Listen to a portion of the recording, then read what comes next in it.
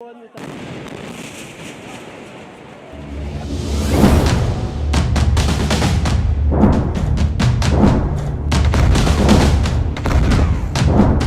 2025 में Donald Trump पर बहुत बड़ा खतरा मंडरा रहा है।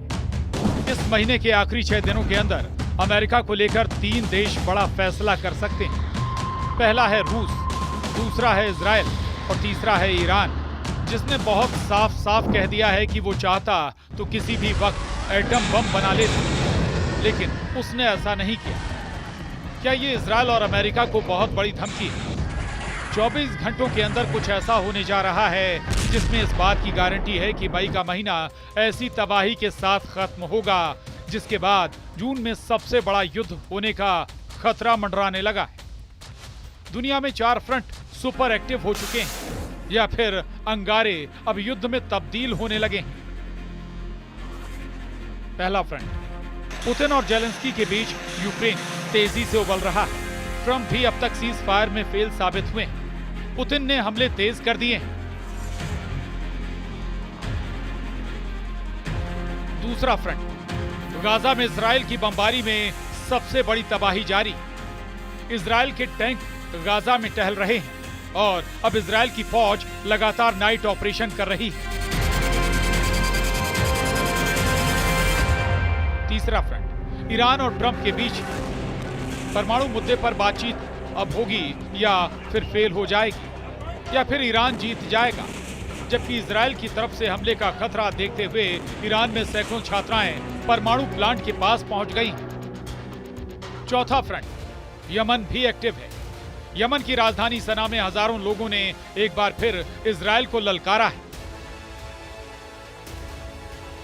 और पांचवा फ्रंट है उत्तर कोरिया, जहां नए नए हथियार लॉन्च कर रहे किम जोंग उन को लगा है बहुत बड़ा झटका। उत्तर कोरिया की ये तस्वीर किम जोंग उन के लिए बड़ा सेटबैक बनी। उनका 5000 टन का जंगी जहाज लॉन्च होने के दौरान ही पानी में पलट गया।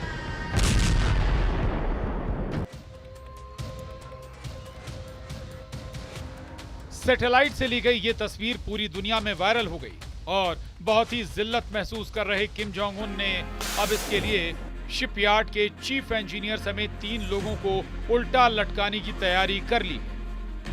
लेकिन किम से ज्यादा टेंशन डोनाल्ड ट्रंप को हो गई, क्योंकि 2 फ्रंट पर ट्रंप को मुंह की खानी पड़ी। एक है यूक्रेन, दूसरा है ईरान। यूक्रेन पर पुतिन के मिसाइल और ड्रोन अटैक रिकॉर्ड तोड़ रहे हैं, जबकि ट्रंप की कोशिश सीज फायर की थी। वहीं ईरान ने सिग्नल दे दिया है कि वो यूरेनियम संवर्धन से बिल्कुल समझौता नहीं करेगा, फिर चाहे ये डील हो या फिर ना। उधर ईरान के विदेश मंत्री अब्बास अरागची का कहना है कि अमेरिका की तरफ से आए तमाम इंटरव्यू में कहा गया है कि ईरान को यूरेनियम संवर्धन बंद कर देना चाहिए। अगर ऐसा होगा तो कोई समझौता नहीं होगा। अगर वो ईरान के शांतिपूर्ण तरीके से परमाणु ऊर्जा के इस्तेमाल का हक छीनना चाहते हैं तो हम कोई समझौता नहीं करेंगे। अगर ईरान परमाणु हथियार बनाना चाहता तो अब तक ऐसा कर चुका होता। मैं स्पष्ट रूप से कहता हूं कि अगर हमारा परमाणु हथियार बनाने का इरादा होता तो हम ऐसा कर चुके होते, क्योंकि हमारे पास क्षमता तो है, लेकिन हम ऐसा करना नहीं चाहते। ईरान का रुख साफ है।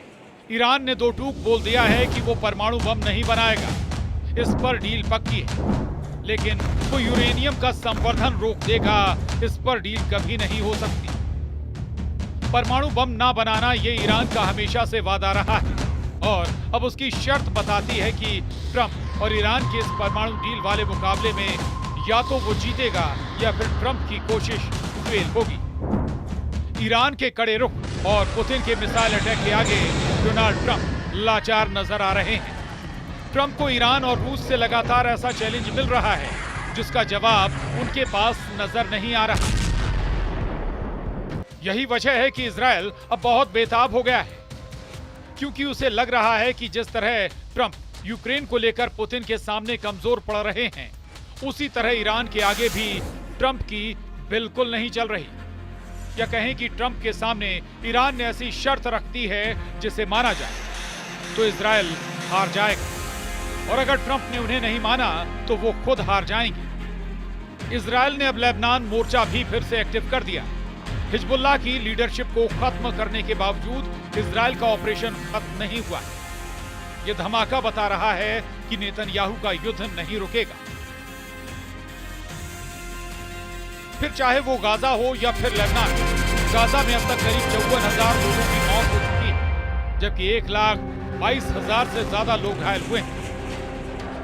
गाजा में लोग भूखे हैं और खाना खत्म हो चुका है। बच्चों की ऐसी कतार अब गाजा के कई इलाकों में देखी जा रही है। गाजा पूरी तरह बाहर से आने वाली राहत पर निर्भर है। करीब 20 लाख लोगों के सामने भूखमरी के हालात हैं, जबकि युद्ध अब भी जारी है। इजराइल को हमास से लगातार टक्कर मिल रही है। 600 दिन के युद्ध के बाद इजराइल आज भी हमास को पूरी तरह खत्म करने की कोशिश में लगा हुआ है।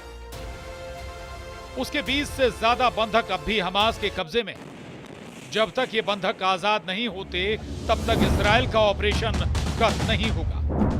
ये बात नेतन्याहू बार बार बता चुके हैं। यही वजह है कि अब इजराइल ने गाजा में ग्राउंड ऑपरेशन तेज कर दिया है। इजराइल के टैंक लगातार गाजा में ऐसे अंडरग्राउंड अड्डों की तलाश में लगे हैं जहां बंधक हो सकते हैं। वहीं इजराइल ने नाइट ऑपरेशन भी तेज कर दिए हैं। हालांकि इजराइल आज भी गाजा को पूरी तरह कंट्रोल नहीं कर पा रहा।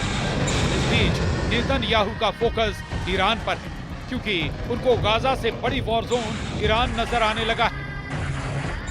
Bureau report, news 18।